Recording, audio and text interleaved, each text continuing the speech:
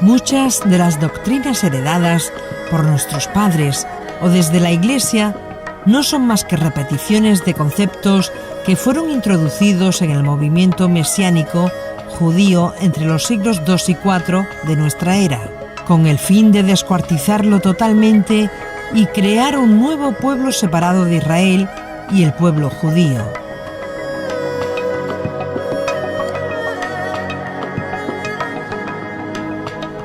Esto nunca fue el propósito de Yeshua, cuando encomendó a sus discípulos a salir por el mundo entero y hacer que los gentiles se convirtieran en sus seguidores, después de haber pasado por un baño ritual de purificación judeo-mesiánico en su nombre.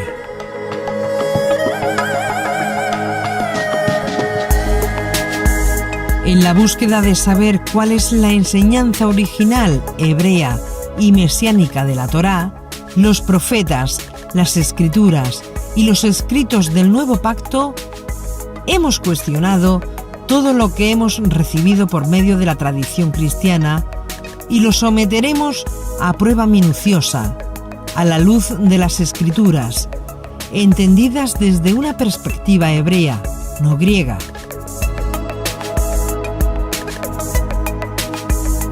Los 66 libros de la Biblia fueron escritos por israelitas que entendían las cosas con una mente hebrea y no grecorromana. Por esta razón, a la luz de los últimos estudios bíblicos de las últimas décadas, la doctrina de la Trinidad es cuestionada.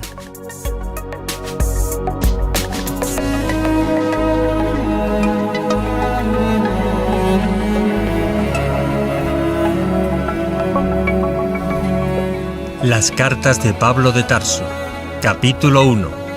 Falsa Trinidad.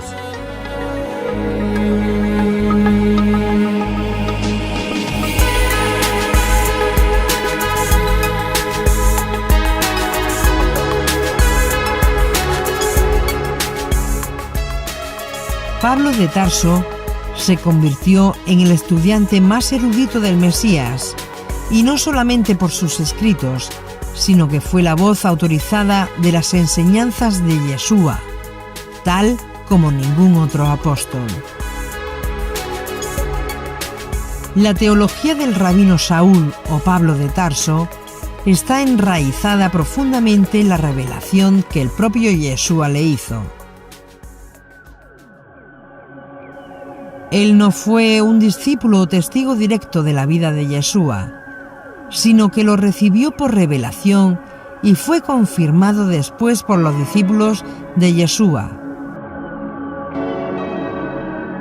Ninguna parte de las cartas del rabino Pablo de Tarso daña en ningún aspecto el concepto judío de la unidad y unicidad de Dios. El rabino Saúl Pablo de Tarso fue judío, circuncidado al 8º día, fariseo e irreprensible en cuanto a la obediencia a las ceremonias judías y por lo tanto un intransigente monoteísta igual que todos los judíos. Cuando se habla de monoteísmo, se habla de un único y uno Dios verdadero como una única persona. No como dos personas, no como tres personas. La formación judía rabínica del rabino Pablo de Tarso le había inculcado la firme convicción de que hay un solo Dios, el creador de todas las cosas. Y es evidente que él concordó completamente con su visión del Mesías y de los mandamientos. Hay que tener siempre presente que Yeshua es la voz principal del Nuevo Testamento. Nada que venga después puede contradecir a las enseñanzas de Yeshua. En una ocasión le preguntaron a Yeshua: ¿cuál es el principal mandamiento de todos? Y su respuesta fue inequívoca. Oye Israel, el Señor nuestro Dios, el Señor uno es. Amarás al Señor tu Dios con todo tu corazón, con toda tu alma y con toda tu fuerza.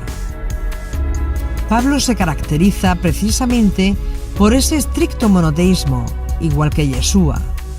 E igual fue la respuesta que le dio a un rabino, un maestro, cuando escuchó a Yeshua dar esa clase, y le responde: Bien, maestro, has dicho la verdad de que uno es Dios y de que no hay otro fuera de él.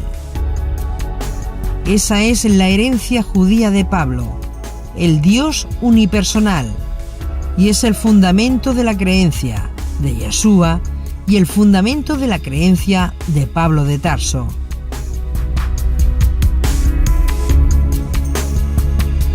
No hay insinuación en ninguna de las cartas de Pablo que él hubiese alguna vez discrepado de Yeshua en cuanto a la naturaleza del Dios Todopoderoso.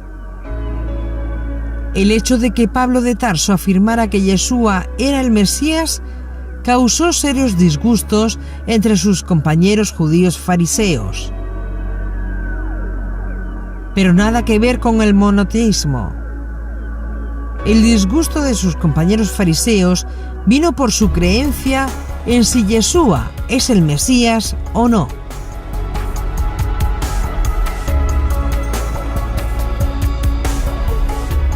Pero no en cuanto a su creencia de un Dios uno y único.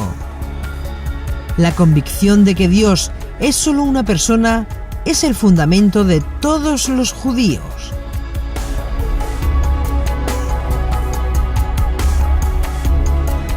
Vamos a explorar la evidencia textual que tenemos en el Nuevo Testamento desde el punto de vista gramatical, sintáctico, para que podamos clarificar que es imposible afirmar que el rabino Saúl Pablo de Tarso hubiese enseñado alguna vez o insinuado alguna vez que el Dios de Israel, el Dios de sus padres, el Dios de Yeshua, fuese un ser tripersonal o trinitario.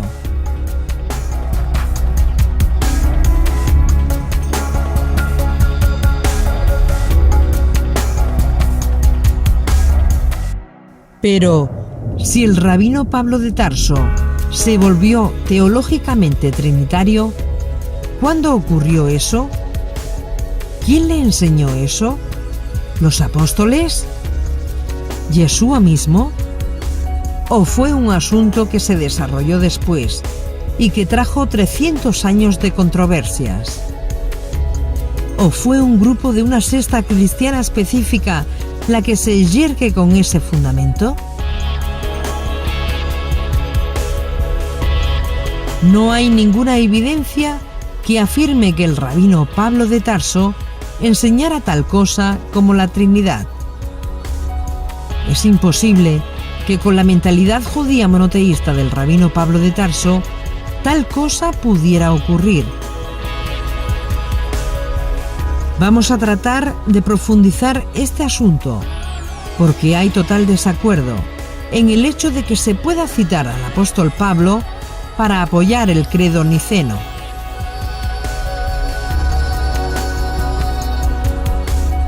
O como fue establecido después en el Concilio de Constantinopla en el año 381, después de Nicea, cuando ya se habla del Hijo de Dios engendrado, luz de luz, verdadero Dios de verdadero Dios, y se añade el Espíritu Santo. La doctrina trinitaria es el producto de una reflexión del cristianismo durante 300 años.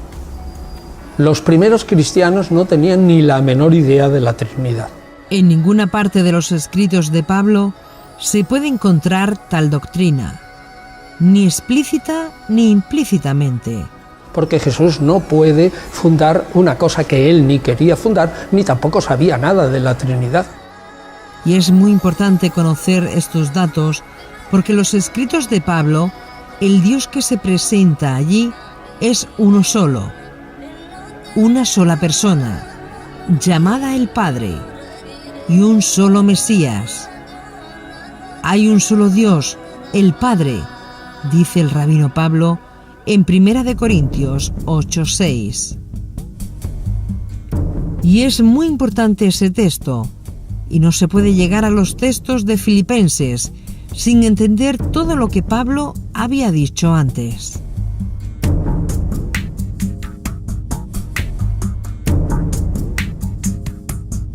Primera de Corintios 8:6, dice Pablo de Tarso: para nosotros los judíos solo hay un Dios, el Padre. Observa que Pablo llama como único Dios al Padre y no añade a otra persona. Hubiese sido fácil para Pablo añadir ahí el concepto trinitario del Padre, el Hijo y el Espíritu Santo, y eso hubiese aclarado todo. Pero él nunca hizo tal cosa. Es más, cuando eso aparece en Juan, nada de eso aparece en los escritos más antiguos encontrados. Fue algo posterior, evidentemente añadido por algún copista o escriba cristiano para corroborar la teología de la época. Cada evangelio tiene una historia compleja de su composición, sobre todo el de Marcos y especialísimamente el de Juan, en el que intervinieron muchas manos y que se fue formando lentamente. Y del evangelio de Marcos sabemos que hubo 2 o 3 ediciones, pero una vez que eso se fijaron a finales del siglo I, a lo mejor el evangelio de Juan tardó unos 30 años en formarse y componerse, pero una vez que se empezó a editar en público ya no cambió. La mayoría de los papiros son del año 200 en adelante. Y los grandes manuscritos que recogen normalmente el Nuevo Testamento entero son a partir del año 300. Entonces, lo que sí podemos decirle a la gente es que nosotros, los estudiosos de esas copias de copias y copias, es decir, los estudiosos de los manuscritos, debemos confesar al público que cuando los comparamos entre sí e intentamos descubrir cuál es el texto original, ¿no? Pues si tú tienes varias copias, pues comparándolos puedes hacerlo, y son muchas mentes las que lo están haciendo, cada uno observando con todo cuidado. Sí debemos admitir que nosotros no podemos reconstruir el texto original de los evangelios, que es lo que más puede interesar a la gente, sino en el estado en que ese texto estaba en el año 200. Antes no.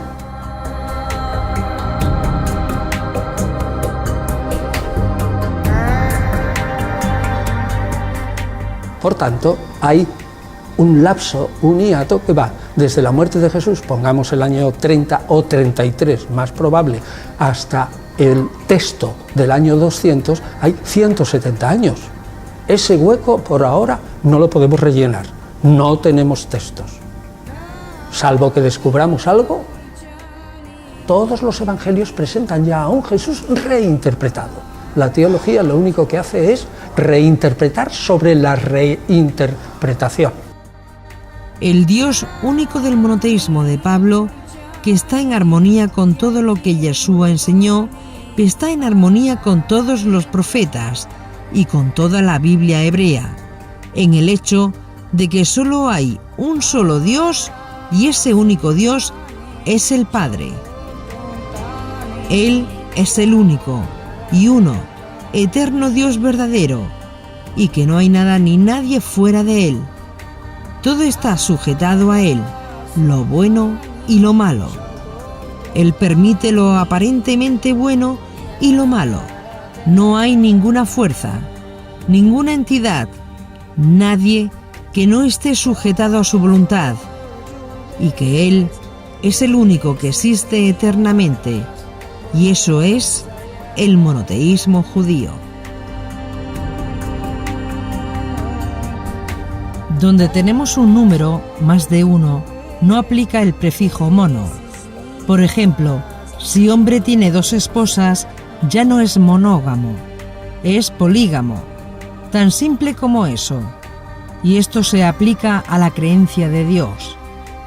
Y por ende, la Trinidad, que establece 3 personas como Dios, ya no es monoteísmo, sino politeísmo, igual que las religiones paganas. No se puede decir que la teología trinitaria y el cristianismo son monoteístas, sino que son politeístas, con 3 dioses.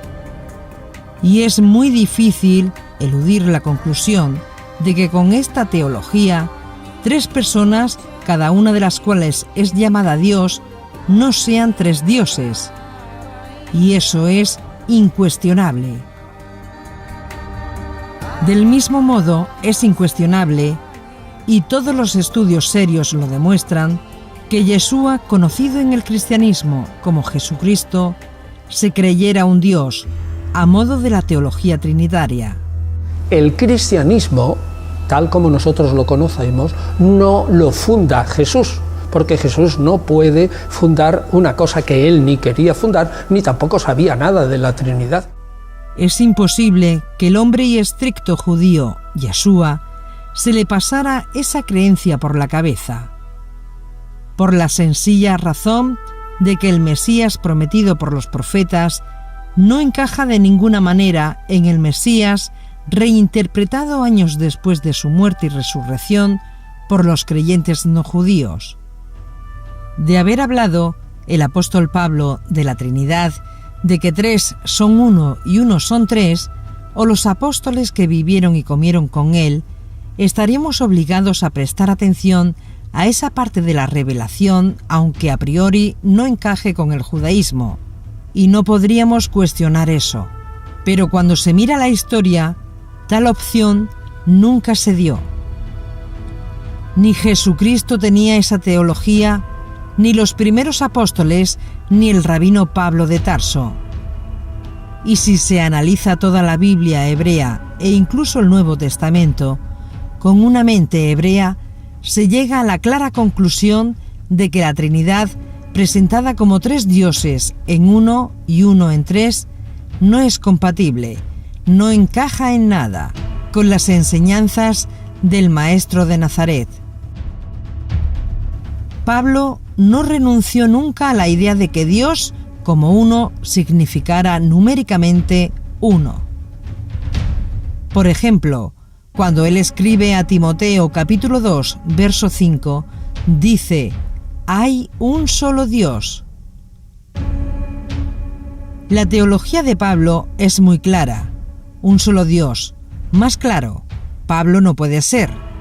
Un solo Dios y un solo mediador entre Dios y los hombres. Yeshua HaMashiach, Jesús el Mesías, hombre. Esta declaración de Pablo, que podemos ver en el Nuevo Testamento, es inequívoca e imposible tergiversar. Y si se presta atención, las 2 declaraciones de Pablo aquí son muy reveladoras, no solo en el hecho de que solo hay un único Dios, el Padre de todo, sino que solo existe un mediador entre Dios y los hombres, el Mesías hombre.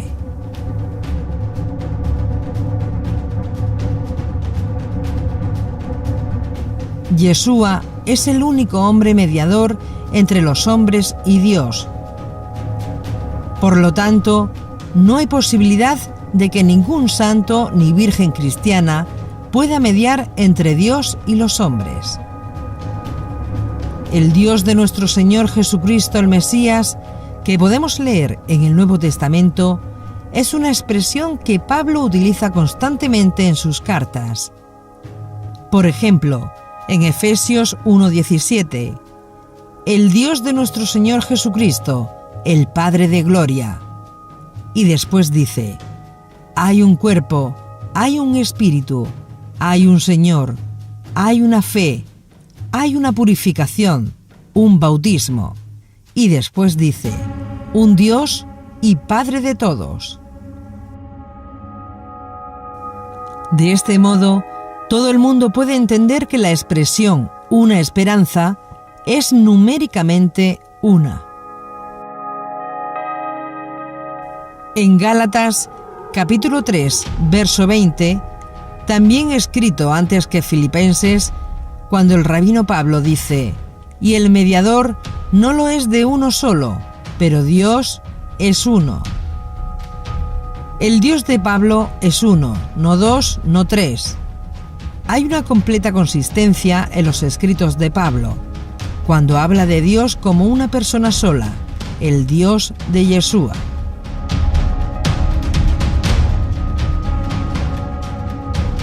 $300 años después, o 2000 años después, decir que Pablo hizo una transición para dejar de lado el monoteísmo judío y creer en un ser multipersonal es extremadamente problemática. No hay más que un Dios. Así escribe el rabino Pablo de Tarso, 1 Corintios 8, y más adelante dice: pero no en todos hay este conocimiento. Esas declaraciones son muy espectaculares, muy irracionales, muy judías. Si analizamos el Nuevo Testamento con la mentalidad o conocimientos hebreos sobre el Dios de Israel, el rabino Pablo nunca atentó contra la unidad de Dios.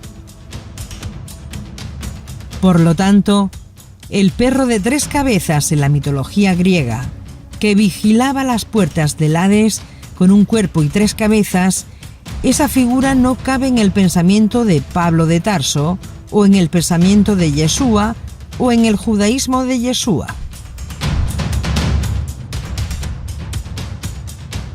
También el propio Pablo fue el que escribió: pero temo que, así como la serpiente con su astucia engañó a Eva, vuestras mentes sean desviadas de la sencillez y pureza de la devoción al Mesías. Porque si alguien viene y predica a otro Yeshua, a quien no hemos predicado, o recibís un espíritu diferente que no habéis recibido, o aceptáis un evangelio distinto que no habéis aceptado, bien lo toleráis.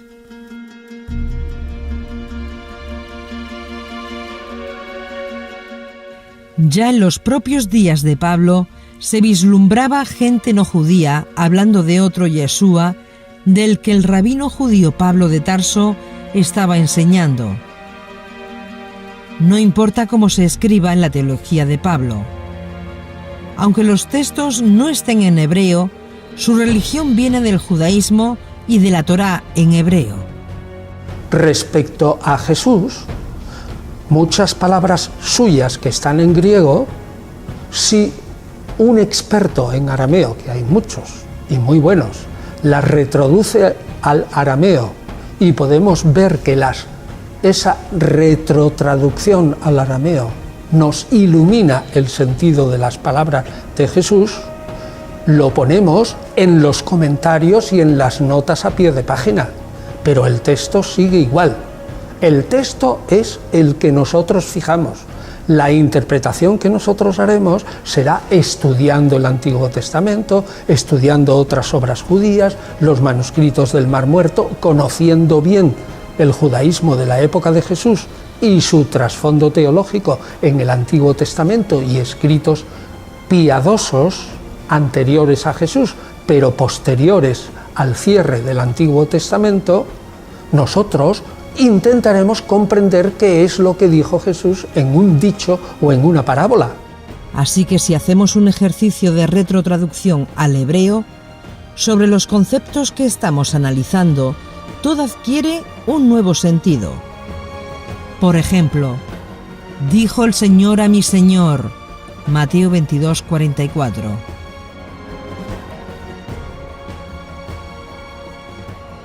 Si tomamos un ejemplo de la Biblia hebrea, leemos: el Señor le dijo a mi Señor, Salmos 110:1. Elohim, Dios, es llamado en la Biblia muchas veces Adonai, mi Señor. Adonai, que es en plural, pero no una pluralidad numérica, sino una pluralidad de propiedades. Las propiedades de Elohim, conceptos arraigados en el judaísmo. Y por otro lado, Yeshua, nuestro Señor, Adoní, no Adonai, sino Adoní, mi Señor, pero en singular. Y son dos personas diferentes. Y cuando decimos que Dios es una persona, es una adecuación para comprender la unicidad en una sola entidad. Porque como está escrito, nadie ha visto jamás a Dios. Juan 1:18. Pablo identifica claramente a diferentes individuos. Y es por eso que la teología de Pablo es tan profunda y al mismo tiempo tan sujeta a tergiversación. Pedro lo dijo, que él escribe cosas que son difíciles de entender, las cuales los indoctos e inconstantes tuercen para su propia perdición. Segunda de Pedro 3:16. Otro concepto importante es que en el judaísmo, un profeta, un rey, un enviado, el Mesías, pueden usar el título de Dios. Cuando Dios envía uno o varios emisarios, ya sea ángeles o profetas, a cumplir misiones terrenales, la teología judía ve en ese acto lo que nosotros conocemos hoy día como poder legal. Poder legal significa ser un representante legal, es decir, se convierte en tu agente o, en otras palabras, él se convierte en ti legalmente. Él deja de ser una persona natural y se transforma en una persona legal, capaz de representarte. Y esa persona, donde quiera que vaya, es una manifestación legal tuya, aunque la persona que da ese poder no esté allá. Cualquier cosa que haga un representante, por ejemplo, un representante legal con poder legal, que firme en nombre de la persona que atribuyó ese poder, es igual que si la persona que dio el poder estuviera allí presente. Cuando Dios toma a una de sus criaturas y la convierte en un agente suyo, ese ángel, emisario, enviado, profeta, se transforma en una extensión legal de Dios. Y donde un enviado así llega, es como si Dios mismo hubiese llegado. Cuando un ángel así hablaba, es como si Dios hablara. Cuando un ángel o emisario así actuaba, es como si Dios actuara. No en sentido ontológico, pero sí en sentido jurídico. No en forma natural, pero sí en forma legal. Y esto es el judaísmo que aprendió Yeshua. Filipenses capítulo 2, verso 5 hasta el verso 8. Es un texto que se utiliza por los católicos como un texto prueba, pero olvidan o desconocen la teología judía que hay detrás de todos esos textos, que no son otra cosa sino judaísmo. Según los católicos, y por herencia, el resto de confesiones cristianas, Pablo de Tarso creía en un Mesías que era preexistente, físicamente, y Dios por derecho propio. Para el momento de la vida de Jesús, divino, era un hombre con un especial contacto con la divinidad, pero era un hombre. Después de Nicea, divino quiere decir que es de la misma esencia el Hijo que el Padre. La misma esencia, lo cual es totalmente distinto. Y además tiene que haber preexistido desde toda la eternidad. O sea, no tiene que ver nada una cosa con otra. Filipenses capítulo 2, verso 5 hasta el verso 8.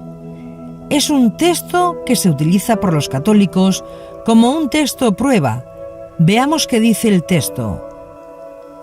Haya pues en vosotros esta actitud que hubo también en Cristo Jesús, el cual, aunque existía en forma de Dios, no consideró el ser igual a Dios como algo que aferrarse, sino que se despojó a sí mismo, tomando forma de siervo, haciéndose semejante a los hombres.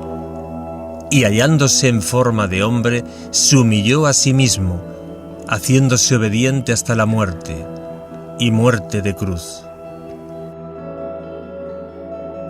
En este texto del rabino Pablo de Tarso tienes que tener en cuenta los otros textos, Romanos 16:27, donde él dice: Al único y sabio Dios sea gloria mediante Jesús el Mesías, para siempre.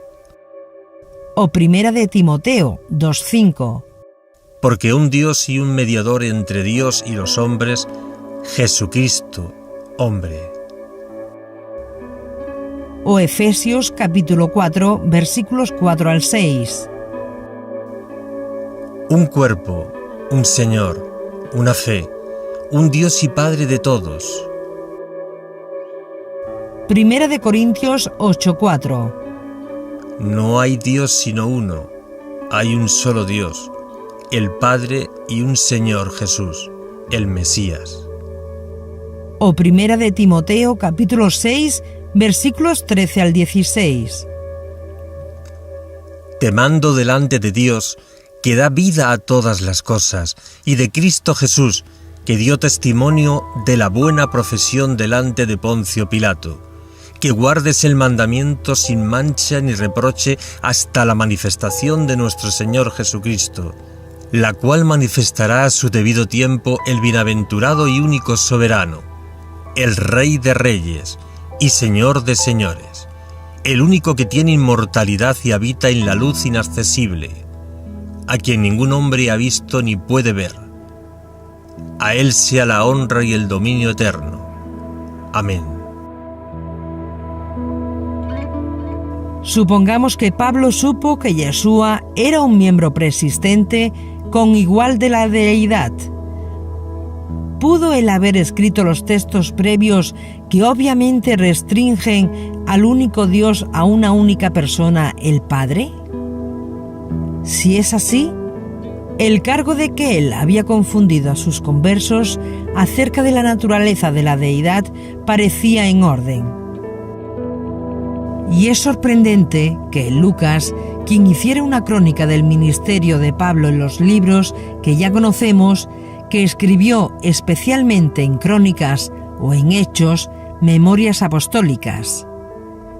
Es sorprendente que Lucas, quien hizo esa crónica del ministerio de Pablo, faltara en hacer la más mínima o ligera mención de la nueva verdad fundada de Pablo acerca del Dios Trino. Es la tendencia actual de la interpretación paulina y creo que se irá imponiendo poco a poco que la interpretación de Pablo por parte de esa escuela que surge con potencia 30 o 40 años después de su muerte, interpreta a Pablo de una manera no totalmente correcta. Pablo hizo una afirmación de sí mismo: no he rehuido anunciar de todo el consejo de Dios. Hechos capítulo 20, verso 27. Y Pablo hizo repetida mención al Dios único, refiriéndose al Padre solo, aun en contextos donde ambos Padre e Hijo son mencionados juntos. Analizando el texto que sea, podemos observar que hay una ausencia de cualquier ambigua declaración mostrando a Jesús como siendo el Dios hombre preexistente, un miembro de la deidad eterna, o mereciendo completamente el título de Dios en sentido absoluto.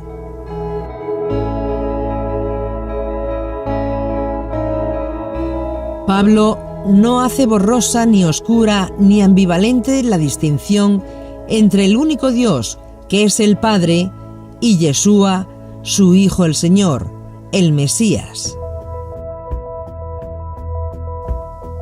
Sin embargo, él insiste en que los dos funcionan en completa armonía. Él nunca se olvida que el Padre es el único Dios de la herencia monoteísta, que es el Dios de Abraham, Isaac y Jacob, el Dios de Israel, el Dios de Jesús el Mesías, Yeshua el Mesías. Y es desconcertante pensar que en el medio de toda su insistencia de que Dios es una única persona, Él nos hubiera pedido creer, sin explicación, que Yeshua también era el único Dios. Semejante drástico derrocamiento de la estructura de la religión hebrea hubiera despertado la cólera de todo el pueblo judío, incluidos los primeros apóstoles, Pedro, Jacobo, entre otros, y hubiese sido una controversia prolongada. No hay evidencia de ningún tipo de debates sobre esto en la historia ni en el Nuevo Testamento.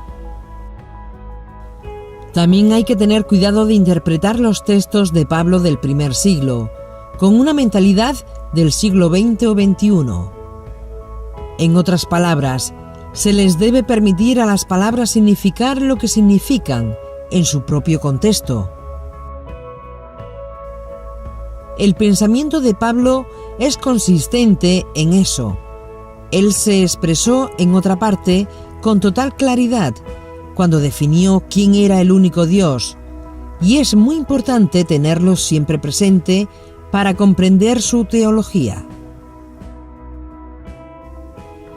La interpretación de la preexistencia o de la encarnación en Filipenses capítulo 2 a partir del verso 5 no tiene absolutamente nada que ver con la interpretación judía de ese mismo texto.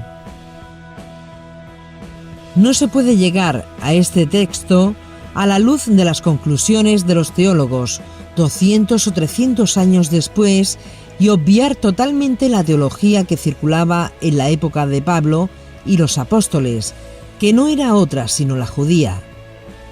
Hacer lo contrario es tapar el sol con un dedo.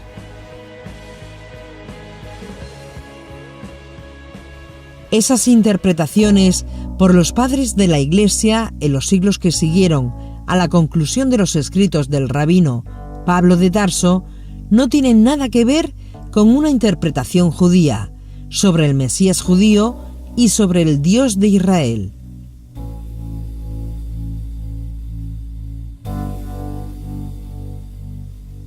Es ampliamente reconocido que tendemos a encontrar en la Escritura exactamente lo que hemos concebido, como ya estando allí, porque ninguno de nosotros puede fácilmente afrontar la posibilidad amenazante de que nuestro entendimiento recibido no coincida con los 5 libros de la Torá, o Pentateuco, conocido en el cristianismo.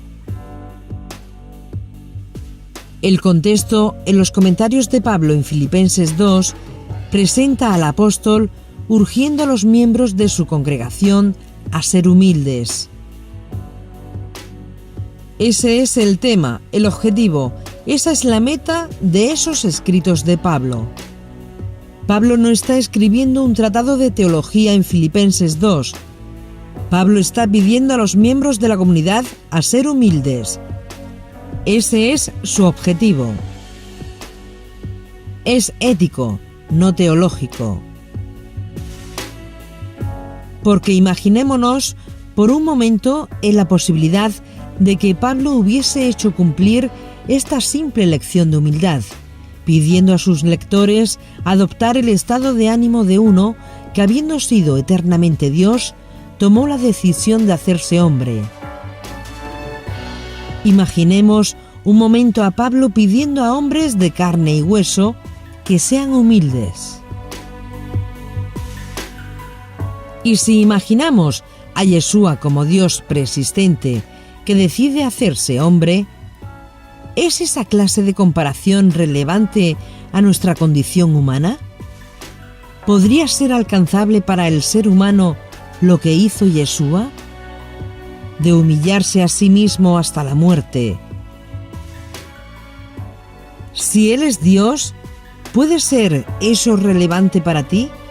Si Jesucristo lo hizo, porque es Dios. Pero, ¿una persona qué puede hacer? ¿Qué podría hacer un simple hombre? ¿Cómo podríamos hacer lo mismo si no somos Dios?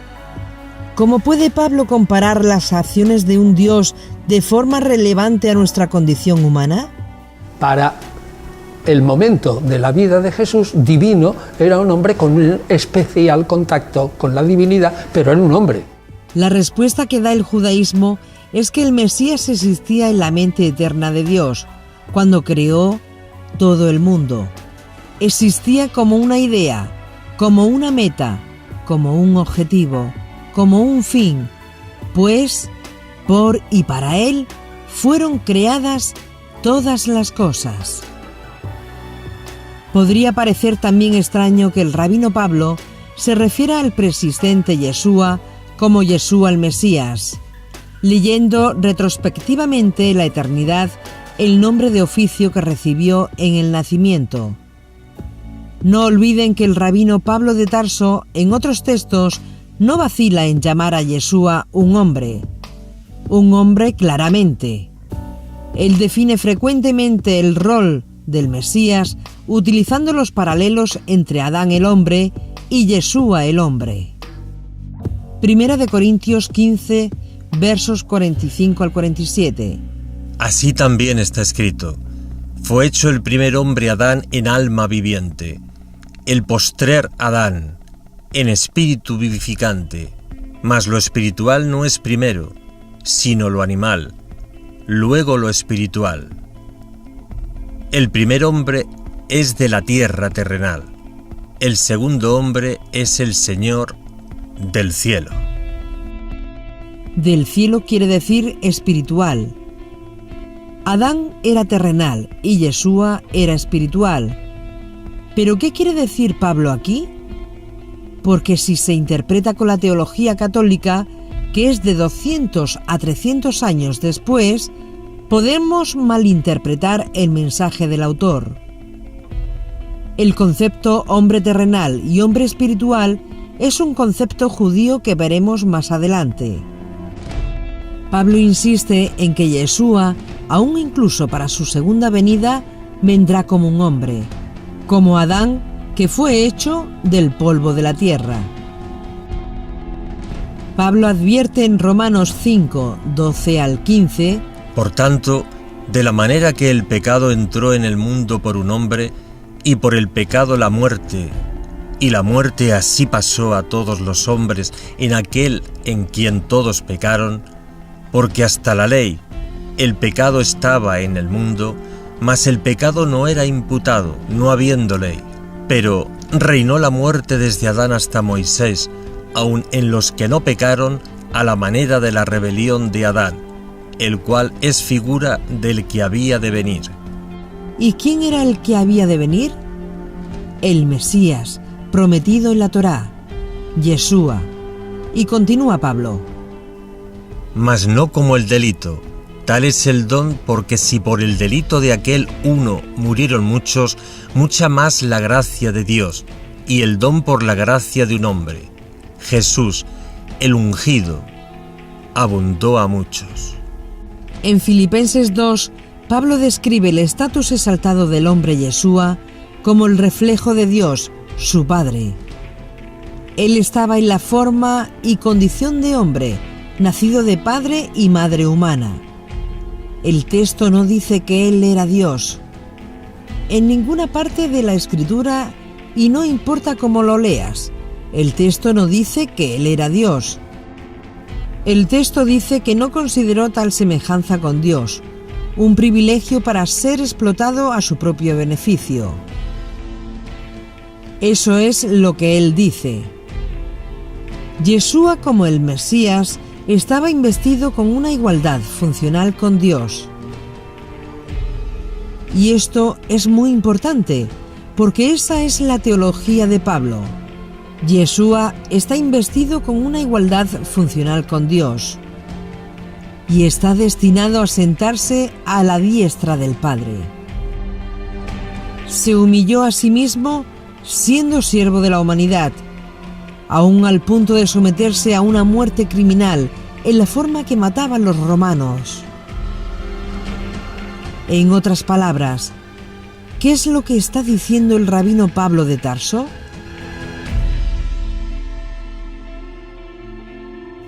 Pablo está diciendo que Yeshua no tomó ventaja de su posición real como representante absoluto y plenipotenciario de Dios, sino que adoptó por libre decisión, nadie lo obligó, por libre voluntad, el carácter de un esclavo.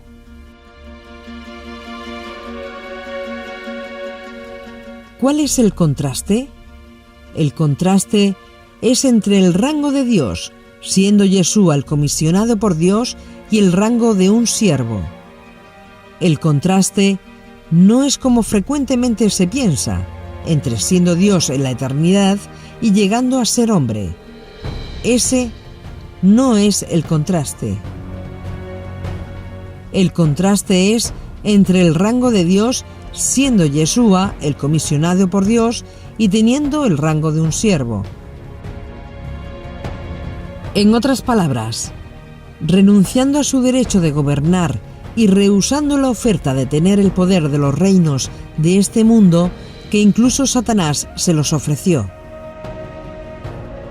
Yeshua obedientemente interpretó el rol de un siervo dispuesto a sufrir en manos de un mundo hostil. Lo que Pablo tenía en mente es la carrera del hombre, Yeshua el Mesías, no la encarnación de un miembro preexistente de la divinidad. La humildad de Yeshua es el hombre opuesto de la arrogancia de Adán. Yeshua no abusó de su estatus de Dios, que le fue dado para reflejar a Dios, su Padre, ni tampoco se aprovechó de su privilegio para fines egoístas. Adán, bajo la influencia de Hasatán, trató de asirse a una igualdad con Dios, a la cual no tenía derecho. Yeshua, contrario a Adán, por la obediencia perfecta a Dios, fue capaz de reflejar la mente y personalidad del único Dios, su Padre, y describiendo así esta vida ejemplar del Mesías en la tierra, Pablo no tuvo la intención de hacer ninguna mención de un ser preexistente. Él estaba pidiendo en la carta a los filipenses a ser humildes, como Yeshua hombre lo fue. Yeshua era alcanzable para ellos. El modelo que Yeshua estaba presentando era alcanzable para ellos. Pero si Yeshua es un Dios, ya no es un modelo alcanzable para ellos ni para nadie, por la sencilla razón de que somos humanos. Por eso Pablo presenta a Yeshua como un hombre modelo para nosotros. Yeshua había sido un modelo de humildad y de servicio como hombre. Al momento que lo vuelves una divinidad, ya no es un modelo para nosotros porque ya no es un hombre como nosotros.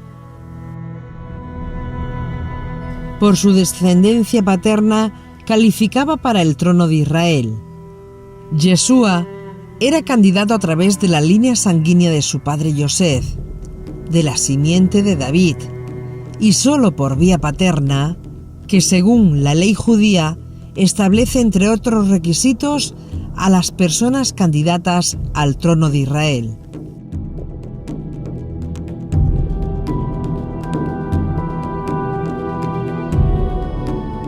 En otras palabras, si José o Yosef no fuese el padre biológico de Yeshua, de la simiente, de la descendencia de David, Yeshua no calificaría como rey de Israel y por tanto los reclamos mesiánicos para él serían rechazados o nulos.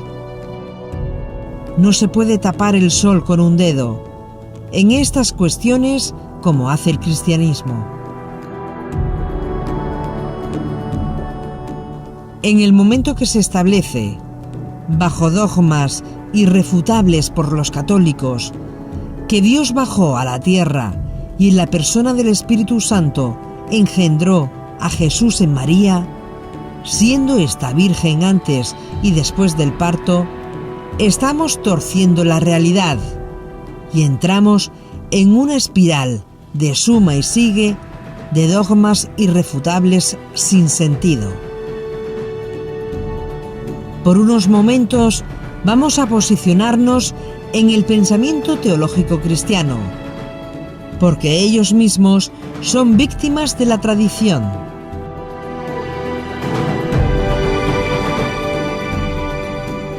cuando hablamos de nacimiento virginal, nos estamos refiriendo a una teoría doctrinal cristiana por la cual Yeshua, o Jesús de Nazaret, fue concebido, no por los medios normales que todos los hombres somos concebidos, es decir, con la participación de un hombre que provee el esperma, una mujer el óvulo y la participación de Dios que provee el espíritu, sino que en el caso de Jesús de Nazaret, según esos dogmas y doctrinas, nació de una virgen, de la Virgen María.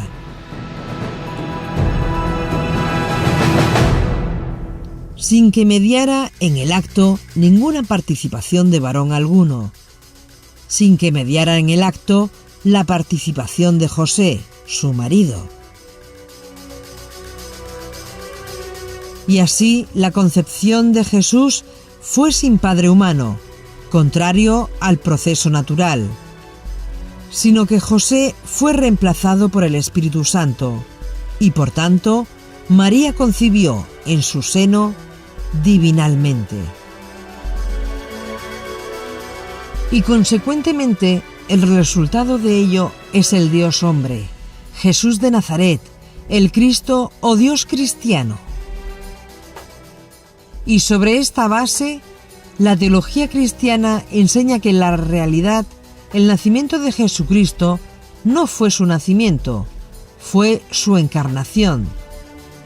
Y por tanto, Jesús es 100% Dios, como si no tuviera nada de hombre, y 100% hombre, como si no tuviera nada de Dios. En el lenguaje de la Iglesia, Jesús es Dios de Dios, luz de luz, engendrado, pero no creado. El hombre Dios. De ahí se desprende, por supuesto, otras teorías cristianas, como es el caso de la Inmaculada Concepción de María. Porque se preguntan los teólogos cristianos, ¿cómo podría el Espíritu Santo tener relación o acercamiento con una mujer pecadora como el resto de las mujeres, siendo precisamente Espíritu Santo? Entonces, cuando la Iglesia entra en este espiral sin sentido, crea otro dogma, el dogma de la Inmaculada Concepción, que establece que María cuando nació milagrosamente como una diosa.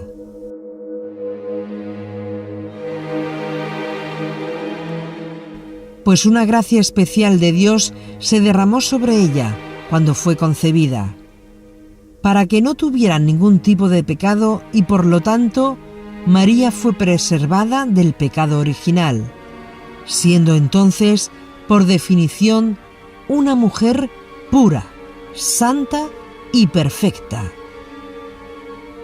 Pero en el judaísmo no existe el pecado original, sino una mala inclinación al mal, que todos experimentamos, incluido el hombre Jesús de Nazaret. Y según el judaísmo, cada uno es libre de hacer el bien o el mal. Para un cristiano, si Jesús no nació por obra y gracia del Espíritu Santo, sin la intervención de José, entonces Jesús no es libre del pecado original que se transmite sexualmente de padres a hijos. Y si Jesús fue concebido en pecado, como todos los hombres que nacen, entonces lógicamente no puede salvar a ningún hombre, porque él mismo requeriría salvación. Esa es la lógica cristiana, y con la mira de proteger al Salvador, se creó el dogma del nacimiento virginal. Si el Cristo católico nació de un padre humano, entonces no es el Hijo de Dios. Eso es lo que la teología cristiana dice. Si Jesús no nació de padre humano, entonces no puede ser el Hijo de Dios. Y como el ángel le dijo a María, y efectivamente está escrito en el libro de Lucas, será llamado Hijo de Dios. Entonces, según su lógica, si hubiese tenido padre humano, hubiese sido hijo del hombre como cualquiera de nosotros, pero nunca Dios manifestado en carne. De ahí se deduce que si el Cristo católico tuvo como padre a José o a otro hombre, entonces no puede ser el Salvador. Según el cristianismo, el Padre transmite el pecado original y, por tanto, si una mujer concibe de un hombre, el niño que nazca de ahí viene ya marcado con el pecado original. Con la mira de salvar a Jesús del pecado original, Dios permitió que José no participara en la formación de Jesús, sino que lo reemplazó por el Espíritu Santo. Y debido a esto, Jesús fue concebido sin pecado y nacido sin pecado. Y solamente así tiene méritos para salvar a los hombres pecadores. Y como fue concebido por el Espíritu Santo, es Dios, como si no tuviera nada de hombre. Pero como nació de mujer, es hombre como si no tuviera nada de Dios. Esta es la posición cristiana aproximada, ya sea católica, protestante o evangélica. Ambas teologías se resumen en una sola declaración. El Cristo cristiano es Hijo de Dios, nacido de mujer, pero no de hombre. Dios manifestado en carne y el nacimiento virginal es lo único que puede garantizar y explicar este misterio. Pero lo que los católicos llaman misterio está perfectamente explicado en la teología judía.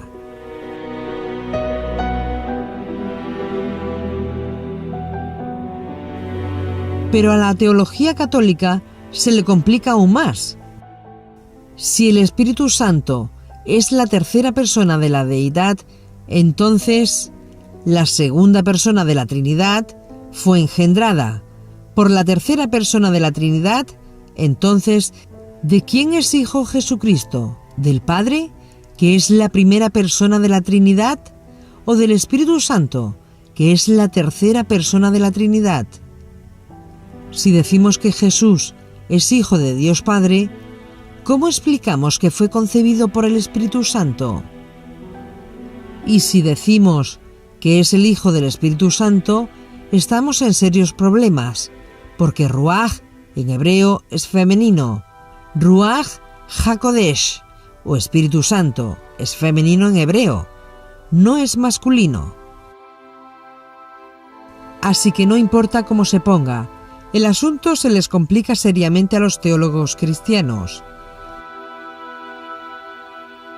Y es por esta razón que el tema se vuelve un argumento circular que no tiene fin. Pero, ¿por qué sucede esto? La respuesta es simple.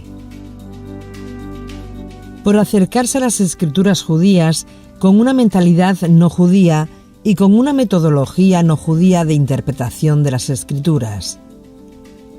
La propuesta correcta sería, si las escrituras son un banco de información judía, acercarse a ellas con una mentalidad no judía y con un sistema de interpretación ajeno y extraño a la fe judía, nos va a llevar siempre a una peligrosa desviación de la verdad de la Torá.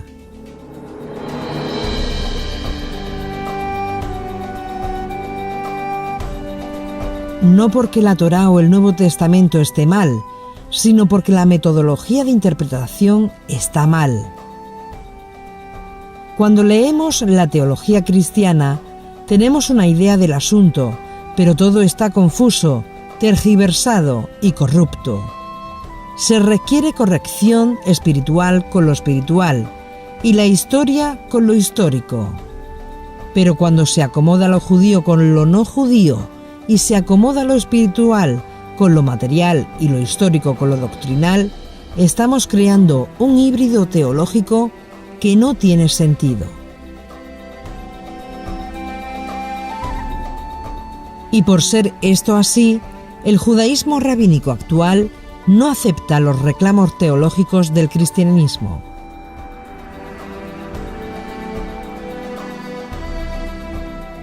Y esa es la razón.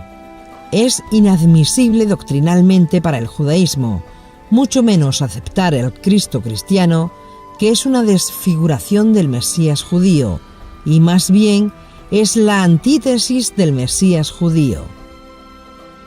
Leyendo Mateo, sobre todo, y Lucas, los primeros capítulos, 1 y 2, de los dos evangelios, Mateo y Lucas, se ve claro que ya en tiempo de Jesús debió de circular que él nació de un modo ilegítimo, es decir, que nació meses antes, que había sido concebido antes, por un contacto sexual antes de que vivieran juntos los novios. El matrimonio era, primero, los esponsales se prometían, ya era un matrimonio, pero vivían juntos aproximadamente un año después. ¿Por qué? Porque la niña casada era niña y lo que se esperaba era un año a que le llegara su primera menstruación y se hiciera mujer.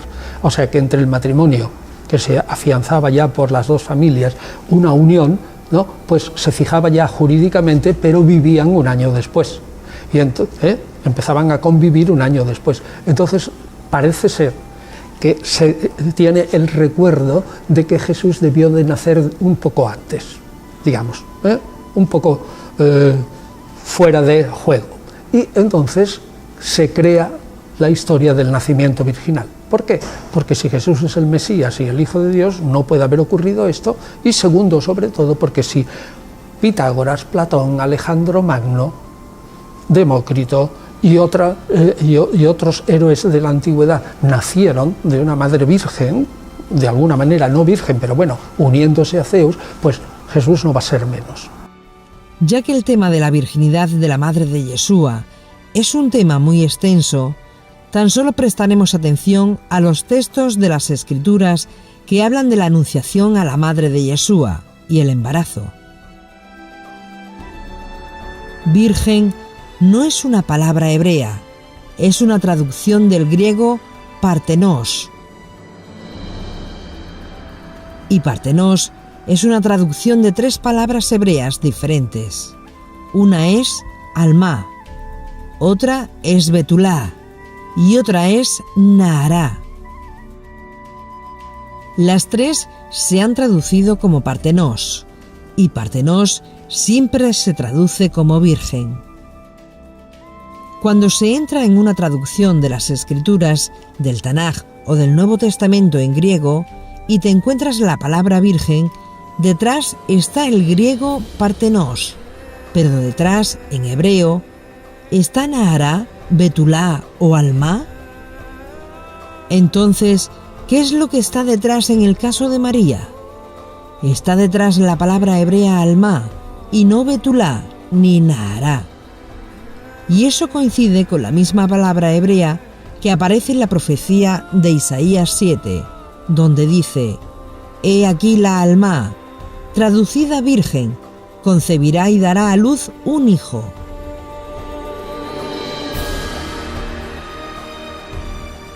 Entonces, ¿qué significa virgen en el mundo judío? Y esto es muy importante conocerlo. Todo depende de si estamos en presencia de nahará, de betulá o de alma. Esas 3 cosas. Una mujer que nunca ha tenido relaciones sexuales puede ser vista como betulá, porque no hay experiencia sexual, sino incapacidad, y nunca ha conocido varón. Tiene capacidad para reproducirse, pero nunca ha conocido varón. Otra es alma, que es una joven que no ha alcanzado todavía la edad de la pubertad y no ha tenido todavía su primera menstruación y todavía no ovula y no puede concebir.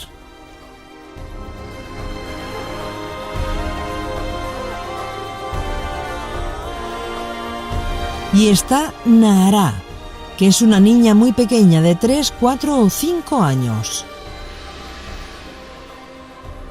En otras palabras, la virginidad de la madre de Yeshua tiene base judía, e inclusive en tiempos de Yeshua, los distintos grupos de judíos de la época discutían este asunto. Principalmente las escuelas de Hillel, por un lado, y la escuela de Shammai por otro lado. Cuando en el judaísmo a una persona se le llama Hijo de Dios, como a Jesús de Nazaret, quiere decir que es una persona destinada por Dios, en su pensamiento eterno, a su servicio exclusivo. Por eso, si analizamos la Biblia hebrea con atención, podremos ver que el profeta Jeremías también es llamado Hijo de Dios, entre muchos otros. Y vino a mí la palabra del Señor, diciendo: antes que yo te formara en el seno materno, te conocí, y antes que nacieras te consagré, te puse por profeta a las naciones.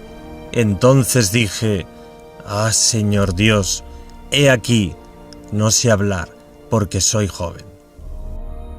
Jeremías 1:5.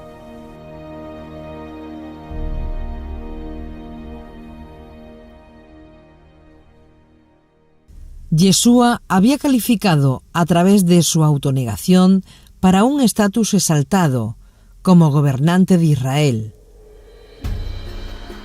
Como anunció el Salmo 2 antes de que naciera, o como fue preguntado por Pilatos: entonces, ¿eres tú rey? ¿Y cuál fue la respuesta de Yeshua? Tú lo has dicho, o sea, tú hablas correctamente. Yo para esto he nacido y para esto he venido al mundo. Esa fue la respuesta de Yeshua. Yeshua venció la ambición natural de conquistar al mundo por ser obediente a Dios. Y ese ejemplo de sumisión, paciente a la voluntad de su Dios, después de su muerte, lo ha conducido a su exaltación a la diestra del Padre.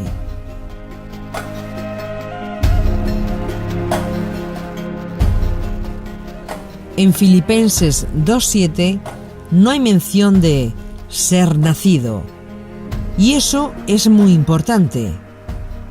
De hecho, la palabra griega genomenón significa viniendo a ser. Es decir, Yeshua adoptó el estatus de siervo y se nos reveló como un hombre común, con todos los derechos que ya tenía. Rey de Israel, y el Mesías, prometido en la Biblia hebrea o Torá, que restaurará el mundo.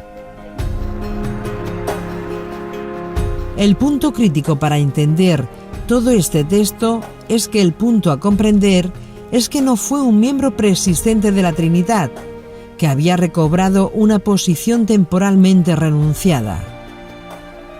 Esa no es la teología de Pablo, sino que un ser humano real, el Mesías, el ungido, en quien el carácter del Padre estaba perfectamente reflejado, había demostrado humildad y obediencia, y había sido sumamente vindicado y exaltado por Dios.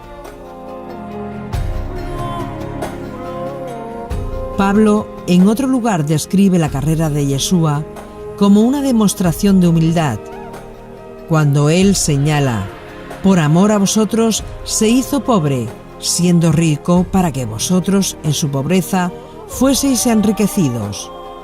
2 Corintios capítulo 8, verso 9. El Mesías, aunque designado rey de Israel y del mundo, se sacrificó a sí mismo por otros, sin hacer, por supuesto, las mismas afirmaciones que Yeshua.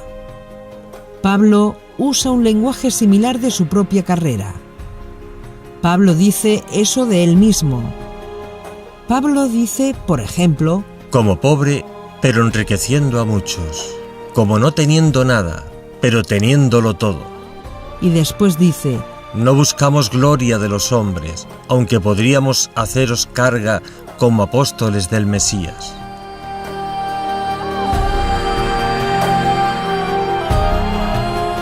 Pablo se vio a sí mismo y a sus colegas apóstoles como siervos mesiánicos sufrientes cuando él aplicó la profecía del siervo a su propia misión.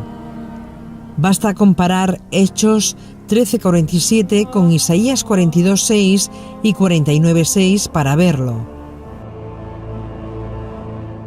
La lectura tradicional trinitaria de Filipenses 2 depende casi enteramente sobre la condición de Yeshua en la forma de Dios, como una referencia a una vida preexistente como Dios en el cielo, en lugar de una identidad legal con Dios con una persona humana en la tierra. Es interesante que esa misma figura de Yeshua en forma de Dios, la Torá se la aplica a Moisés cuando Dios lo envía al faraón. Dios le dice a Moisés: «Yo te envío en forma de Dios al faraón». A nadie se le ocurre pensar que Moisés es un Dios, porque exista en forma de Dios. Por eso es importante cómo interpretamos en la forma de Dios. Si se interpreta como una referencia a una vida preexistente como Dios en el cielo, lo estás interpretando con la mentalidad de los padres de la Iglesia. Si se interpreta, en lugar de una identidad legal con Dios, como una persona humana en la tierra, lo estás interpretando como Moisés, como los profetas, como Yeshua, como Pablo de Tarso, como Pedro, como todos los judíos. Es importante que el verbo era, en la frase «era en la forma de Dios», ocurre frecuentemente en el Nuevo Testamento y de ninguna manera lleva el sentido de existiendo en la eternidad, aunque algunas versiones tratan de forzar ese significado. Por ejemplo, en 1 Corintios, capítulo 11, verso 7, Pablo dice: que un hombre no debe cubrirse la cabeza, porque él es imagen y gloria de Dios. Y ese verbo es, aquí es una forma del mismo verbo vertido, era, que describe Yeshua como en la forma de Dios. La intención de Pablo no era introducir el vasto tema de un eternamente divino, segundo miembro de la Trinidad que se convierte en hombre, interpretado después, sino enseñar la importante lección de humildad basada en el ejemplo del Yeshua histórico, que es el Yeshua modelo, que es el Yeshua que nos sirve y es alcanzable para nosotros. No hay una evidencia clara en este texto de Filipenses 2 de que Pablo fue un trinitario, de que Pablo creía en la doctrina de la encarnación, sino que fue una interpretación dada 300 años después. ¿Qué es básicamente lo que el rabino Pablo de Tarso está diciendo en estos escritos? Que adoptemos la misma aptitud, como el Mesías Yeshua, quien siendo hombre igual que nosotros, pero teniendo estatus divino, no consideró su igualdad con Dios, algo para ser explotado para su propio provecho, sino que no hizo nada correspondiente a su rango, sino que tomó el rol de un esclavo, y fue como el resto de los hombres. Pareciendo ser un hombre ordinario, se humilló a sí mismo. Esta declaración en Yeshua no era cualquier cosa, porque Yeshua era el Mesías de Israel, y también era el candidato al trono, descendiente de la sangre real de Israel, y se hizo pasar por un hombre ordinario, se humilló a sí mismo por medio de ser obediente hasta el punto de la muerte. Incluso con la más terrible forma de muerte que existía en aquella época, la crucifixión de los romanos. No hay nada en el texto que demande de nosotros pensar que era un ser preexistente. La exaltación del Mesías a la diestra de Dios se da históricamente a través de la resurrección y no antes. Y así está escrito en la Biblia hebrea en el Salmo 110, verso 1. Y ha sido bien argumentado de que el texto, en el nombre de Yeshua, toda rodilla se doblará. En el texto no dice al nombre de Yeshua, dice en el nombre de Yeshua. Por la autoridad de Yeshua, toda rodilla se doblará y reconocerá que el Dios de Yeshua es el único Dios verdadero, eternamente y para siempre.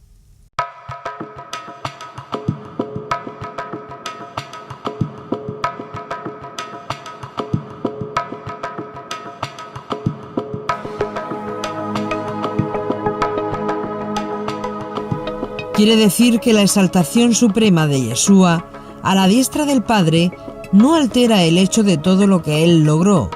Es exclusivamente para la gloria de Dios, su Padre.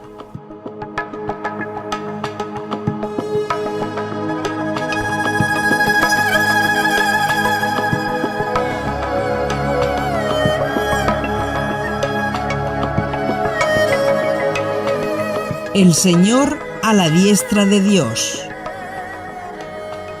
Es Adoní, no Adonai. Es Adoní a la diestra de Adonai. Adoní, el cual nunca es título para una deidad.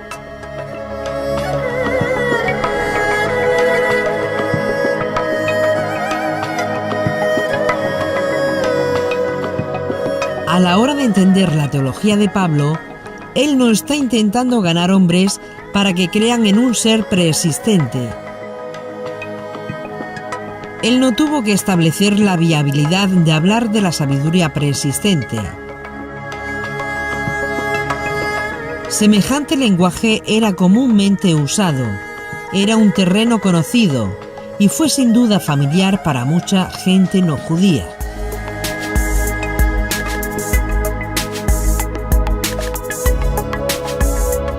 Y él no usa ese lenguaje.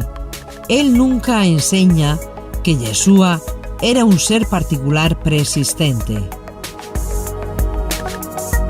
Cuando habitualmente se lee a Pablo o a otros escritores, se hace con la mentalidad heredada de los padres de la Iglesia y no con la mentalidad hebrea del autor. ¿Pero por qué ocurrió esto? ¿Cuál fue el contexto político y cultural que dio lugar a una malinterpretación por parte de los padres de la Iglesia?